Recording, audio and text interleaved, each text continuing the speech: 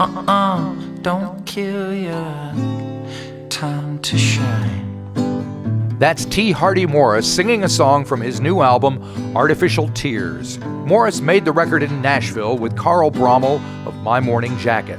We found T. Hardy at home in Athens, Georgia, just after the album was released and checked in to see what the response has been. It's always interesting to cut it loose and see what people think. But yeah, been a very warm response, especially from my peers and um, my fans who have been along for the ride throughout the thing. Who knows if you're gobbling up any new fans or Right? getting new folks along the way, but that's not really the point. It's just like you just make what you make and see what happens. But it hasn't gotten a big fat thumbs down from any of my longtime listeners. They all seem to dig it, so that's good. And would they give you the thumbs down if they felt it necessary, do you think? I think so. Yeah. Or just not say anything. That's the Right. worst. Yeah, that's probably true. All right. So when you were going into, you made this record with Carl Broemel from My Morning Jacket. Is that a fair statement to Correct. kind of say it's a collaboration between the two of you? Yeah, it was. It was and to the degree that he was involved musically, I knew he would be, or figured he would be. I didn't know quite how much. He's on the album a ton, which is great. Um, and part of the reason that I did it with him was for that reason. Um, but his skills were just insane. He's so good. Um, he and I had a few arrows pointing me in that direction from some other friends and bands and other engineers and producers that I knew who had worked with Carl in one way or another, either in studios or in live settings, and everybody just sung his praises, said he was just such a cool guy, and so we knew enough people in common to kind of get us together Right. to talk, and I knew his studio was in his backyard, and I know he plays guitar and bass and pedal steel, and those are all ingredients that I wanted, Right. um, but not really ingredients that I necessarily wanted to explore until we were there. You know what I mean? I don't always like, rehearsing with a band and having the record all set up and going in and recording all together. I kind of like treating it like solo records where Right. you kind of go in and build it in the studio um and it just seemed like a good fit for that because I knew he was so versatile and would have all those instruments at arm's reach and could play them all. And so that's kind of how we did it. Was track as a three. I did bring my drummer, so Right. it'd be me, the drummer, and Carl, and we would just kind of work as a three piece to get the basic track, and then me and Carl would start just adding stuff. Right. So did you have all the songs kind of written and picked out before you got together with Carl, or did you do that together as well? We did that together as well. I mean, I had a good batch of songs that I thought would be the record, and many of which are, Right. but then we um we also kind of changed course and based on the kind of what we were hearing back in the sounds of his studio and what I liked about it, it made me kind of revisit a couple of older songs that fit thematically, and it made me write a few new songs as well. So wasn't the exact batch of songs I had in mind, Right. but that's always good to surprise yourself a little bit and capture something old, something new, and then what you're going for. And you know, we, and yeah, I've said before, but it wound up kind of feeling more just like a recording session than like the making of a record, right? Because we were just playing these songs together on acoustic guitar and be like, let's try that one. It was real, wasn't like, here's the one we should do next. It was like, I got this song.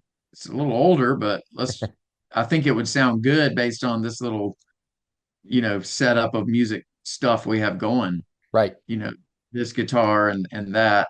Like, I think this song would sound good with that. So we would just kind of try it. And if it worked, it worked. So it was kind of like a recording session more Gotcha. than All right. of a And, record. and you use the word thematically. Now, it's not a concept album by any stretch of the imagination, but are there themes that run through it that you wanted to get across? Yeah, I mean, I kind of stumbled into them after we started hearing stuff back, and it was like, oh yeah, there's some themes here, but um, yeah, just kind of some of it is just ruminating on, like the bio says, you may have read that, but I just have. I've been, writing songs and performing and playing music for, the better part of 20 years. Yep. Um, but even though I've been doing that, releasing records, playing in bands, touring heavily, performing, writing constantly, I still never felt comfortable or wanted to be in the entertainment business. Okay. And I guess about 5 years ago, I had to realize, like, oh, maybe that's why I don't do things like all these other people do, Uh, because I don't want to be in the entertainment business. I just want to be an artist and a performer. There's a performance element, but performing your craft and being an entertainer are not the same thing, right. right? Um, and so that kind of made me settle into the way I do things even more. And it was, so anyway, some of it kind of explores that like blurred line between art and entertainment and just being comfortable with what you do because, yeah, otherwise you're writing towards another result or something. Gotcha. Yep. Alrighty. Well, the album opens with "Write It in the Sky." Why is that front and center on the record for you? Night by night eyes look back to begin. Write it in the sky above me. I'm a means to an end. Write it in the sky for all to see. I've only just begun. You may remember me for what I was when all the world was young. We kind of went through a few different little working sequences, and at one point there's a song on there called Low Hopes, and that was going to be the first song just because it was kind of a mood piece and kind of soundscapey more so than a lot of my work. But and it was cool as the opening track, and we wound up putting it as the opening track of side two Uh-huh. on vinyl. It's side B Yep. opener. But I don't know, it felt kind of like the most collaborative song Uh-huh. um between Carl and I. We um and the other folks who played on the record. My friend Adam did play a little bit of bass, and the drummers on there, and I had a friend sing on it too, and it was kind of like all the cooks were in the kitchen on that one. Yeah. And it definitely felt like a collaborative album, and it's got a great Carl guitar solo on it, and um, so yeah, it was like, if we're gonna come out of the gate swinging, let's just come out with the one that we kind of, we worked on that one a good bit, I guess I'd say. Yep. I like your term "come out of the gate swinging." You have swinging for the fences and sweet success. Are you a baseball fan? Really, I mean, I like sports in general. I like I get excited when I'll watch like the last couple games of the World Series, no matter who's playing. I just get Yeah. excited for who's going to win, and Yep. excited for them as much as anything. I do like sports, but I don't like watch baseball all year. I have friends who watch every Braves game, Oh, and it's geez. Yeah. or listen to it, and I'm like, that's insane. Um, Yeah. but um, but I do like sports on the whole. Big Georgia Here, Bulldogs football fan. well, here in New Zealand, the big game is rugby. Have you ever seen Yeah. rugby? Yeah. Oh yeah. Yeah. It's So awesome. it is. And the amazing thing is they play like 40-minute halves with no commercial breaks or anything. It's just like beginning to end Right. solid Just go. sport. Yeah. No, it's cool. I also like Irish football, Oh yeah. which is similar to rugby, but man, I mean, it's brutal. It's very primitive, Yes. Yes. And no primal. headgear. I mean, no padding, Yeah. it's just like, yeah. Yeah. It's crazy. So, have you traveled around the world much? Have you had a chance to see much of the planet thanks to your chosen profession? I've done multiple tours in the UK and Europe, and up into like the Netherlands and areas up in there, Switzerland. and then, obviously the States Yep. 100 times, coast to coast to coast to coast, and up into Canada, and um, been a few places below, southern border, but um, I have not been to Australia or New Zealand. All right. Um, but if you have a big show, I'll come play it. All right, I'll keep that in mind. I'm Yeah. just curious as to, if it gives, because there's a lot going on in the States and everybody's watching every day, it's something new and something ridiculous. And, Yes. wondering if it changes your perspective from seeing it from outside in and from hearing what other folks in other parts I of the mean, planet feel about it.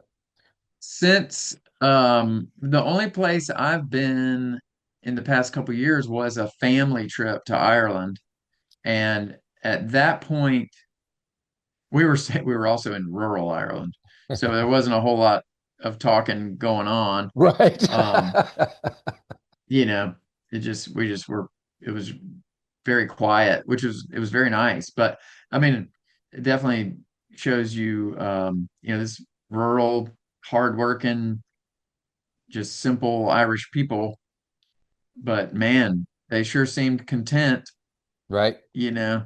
Just, even in Dublin, the days we were in Dublin, just people were so polite and nice, and um, there's a lot more complaining for no reason here. Yeah, I can see that. Now you have a tune called "Shadows of Doubt," which I think you co-wrote with Carl, um, and it's kind of a little mellower vibe to it. Maybe you can tell me a little how that came about. Why do things keep changing if every day's the same? Head down, sneaking round the edges of the crowd, and keep cruising the back roads, looking in the windows, hiding in the shadows of doubt. So, I mean, I already had the song written, lyrically and mostly musically. Carl kind of helped me add some different chord progressions to like a couple of the turnarounds, and just kind of brushed it up with like, instead of going back to the D minor G there, what if we did like an A and then a D7, just almost these like little Beatlesy McCartney type turnarounds. Right. And the chords were just really pretty. And to me, it made a big impact on the song. You know, melodically, it was still the same, but it just did made this weird rub with the melody that was just real pretty. And so I was like, let's call that a co-write. And he was like, oh man, he really liked the song too. So it was, he was glad to be a part of it. Well, that's good to know. Yeah. You you want them to Yeah, like we the didn't song, like sit down and write the song from scratch together. right? It was more of just like a musicality thing towards the end, but he's got a great ear for that kind of stuff. And I mean, he there was a number of songs where we made some arrangement adjustments as we were recording. Right. So he was heavily involved in a lot of it. Yeah. Right. Have you done much co-writing with people, kind of shoulder to shoulder? Not really. No. No. I've been over to Nashville a couple times and sat with some folks, and I mean I used to co-write in bands, but it Right. was, That's for different. no other result than just to be loud and blow people's heads off. Not like Yep. co-writing for um stuff that sounds nice. Yeah. More just like rock bands Right. co-write, Well, that is younger the days. culture in Nashville, isn't it? The co-writing thing. You're supposed to have like five different people sitting around the table with you. It's a big deal over there, yeah. Yeah. I don't know. Like I say, I kind of when I first started working with this one label, there was a guy who was big in music publishing that um he set me up with a couple of things, and it was with other more independent minded songwriters like myself. So it Right. was cool. It was fun to sit down, but they also lived in Nashville full time and were kind of like from the beginning kind of told me like, yeah, we've done this before, and we just let's just hang out and smoke some weed and make something up. But it's probably not going to turn into anything. That the publishing world of those kind of songs, I think it's very much like a who you know Right. Right. type thing. There's like we select songs for these three songwriters, and I love these guys. They're my good friends, that I used to play in a band with or whatever. And we just use it's like there's a pipeline. Yep. If you're not in that pipeline, then Yeah. Yeah. Yeah. you're kind of just spinning your wheels. Um, but it was fun, and kind of made some connections with I don't know if you've ever heard of this folks. There's a girl, Lily Hyatt Oh yeah. from John Hyatt's daughter, right? exactly. So Lily and I wrote a couple things together, which was really it was cool. Song of mine that she kind of sang. I just had like a little voice recording of it, but she's got a cool voice. Right. And Aaron Lee Tajan, Yeah. he's another guy from over there. We did a couple of songs, just kind of sitting around playing. Nothing really came of it, but yeah. But now, I knew them like maybe through social media or had said hello before, but since then, since doing that little sit down, like if I see him at a festival or something, we're like buddies. Right. Right. Right. Right. It was Because you grew cool in up that in regard. Georgia, right? Correct. So it's got to be a slightly different vibe than hanging out in Nashville and with everybody's kind of, Yeah, I mean, East Nashville is pretty cool, yeah. which is where most of my folks, when I go over there, I'm more in East Nashville than, Broadway and all that stuff. I Right. used to, yeah, for years, I hated going to Nashville when we were in touring bands and, just very much holding our Athens, Georgia flag Right. high and, Yep. going over there making music. And we were like, this is just weird, it just had kind of a little bit of a posh vibe. And then, but I wound up going over and recording some stuff in East Nashville at some studios and just met a real cool contingent of people who had been there for a long time, kind of doing the more artistic side of Nashville. And so I actually like it now. Oh, good. Yeah, And do you go back to Georgia and Athens much? I mean, is that where you live or that's where I live. Yeah. yeah, you live there. Okay. Has that Mhm. scene changed much? Because we all know, how it all started or kind of started back in the late 70s and early 80s and I REM mean, and B-52s it's and all that stuff. still it's still pretty vibrant. There's a lot of great young songwriters and bands based out of here. Right? Some really cool stuff. You know,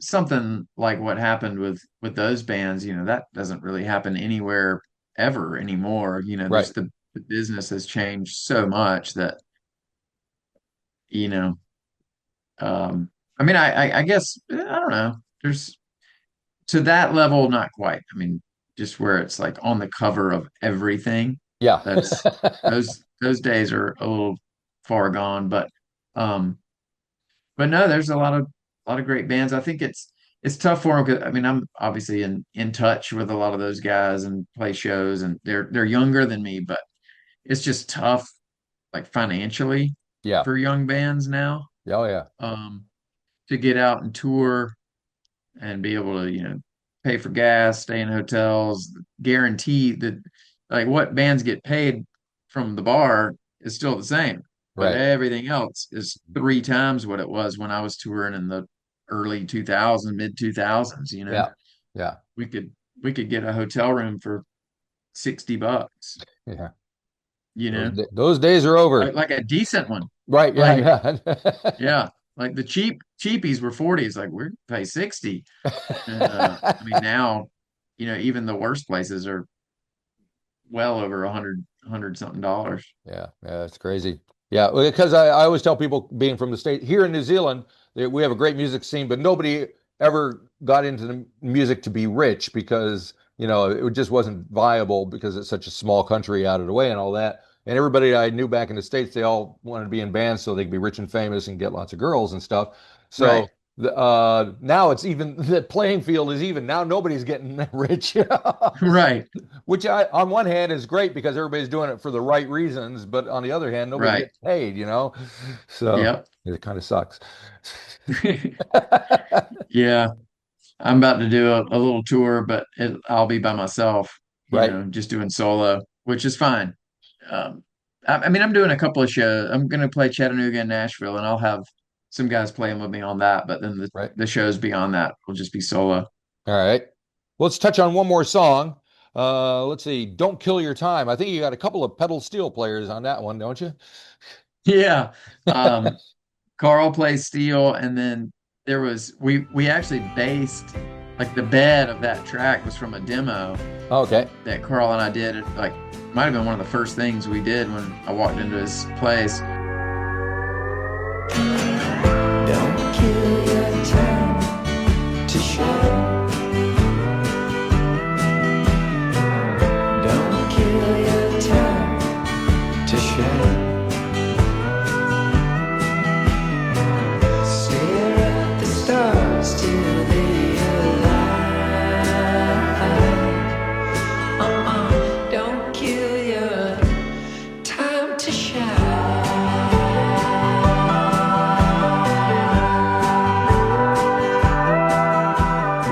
We did like another track of it, but it didn't sound, we just loved that demo.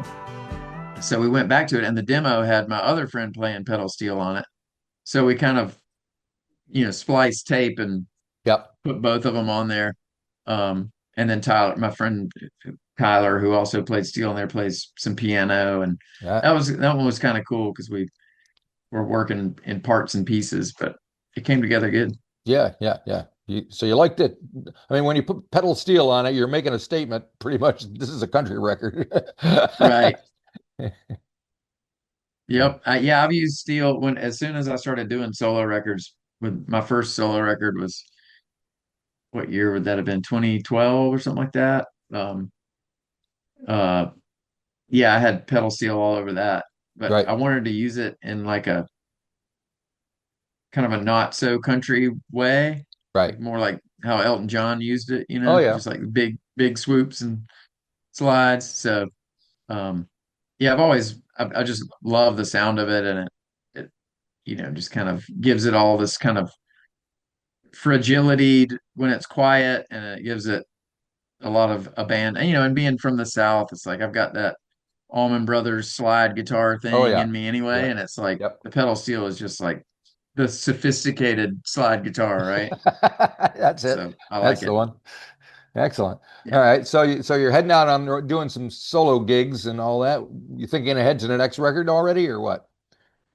I've already been writing some stuff. I've kind of got a little nest of songs that I think would be the next thing. I've got some more writing to do, and I'm sure being on the road, I'll have some downtime in hotels and Yeah. plenty of time to drive and think. So listen to a lot of music too. I think it's important to listen to 100 songs for every one you write. Right. Um, and so yeah, I'll probably listen to a lot of music and just kind of start formulating the next thing. But it's going to be different. The stuff I've been writing has been a little different.